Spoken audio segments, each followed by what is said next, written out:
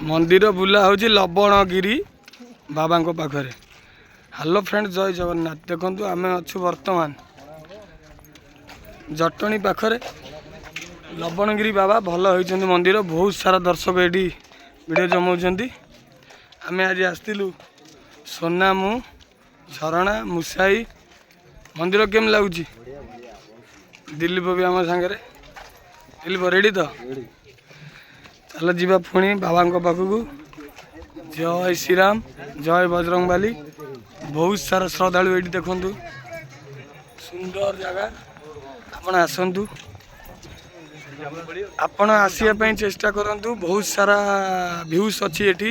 Picnic spot Sundarpada, जामुकलिया छक, खोर्धा, लवणगिरी लवणगिरी मंदिर। बहुत सारा दर्शक ये आसुँच। बहुत सारा खुशी लगुच।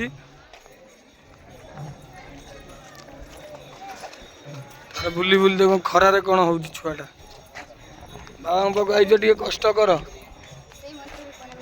नड़ियाटा दिलीप भाई रखिंट से बाबा पाखे बाड़ा हम। जय श्रीराम, जय बजरंगबाली।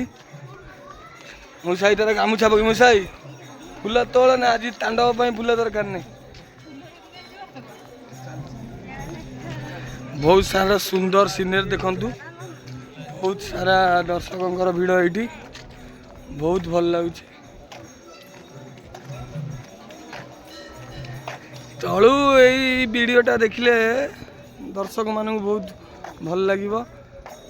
भल तीर्थ जगह। बहुत सारा दर्शक आसुँच। श्रद्धालु मानकर भी भिड़। मिल अन्न प्रसाद सबू ये मिलूँ। देखो दूर मु भ्यूटा देखा केम देखा। चार जन आसलु आमको दिलीप आनी सब बुले देखा। दिलीप वाला धौली पहाड़ भी यही पाखे।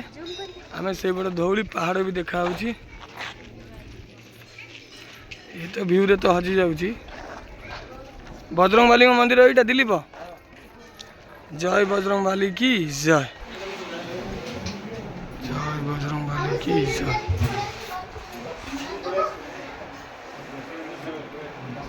सोना झरणा मुसाई बसले मुसाई जगटा केम लगे।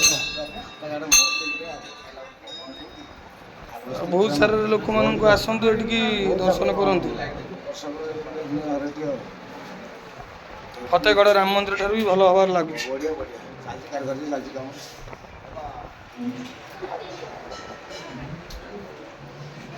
बहुत सुंदर व्यू तो आपण मैंने देखिपे। बहुत सुंदर है मंदिर। श्रद्धालु मानकर प्रबल भिड़।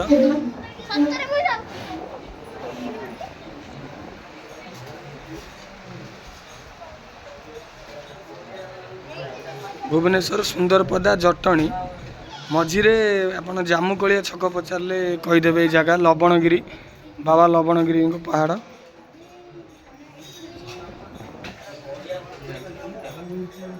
बहुत सारा आसतु ए जगह उपभोग करंतु। जय जगन्नाथ, जय पणा संक्रांति बाबा आज।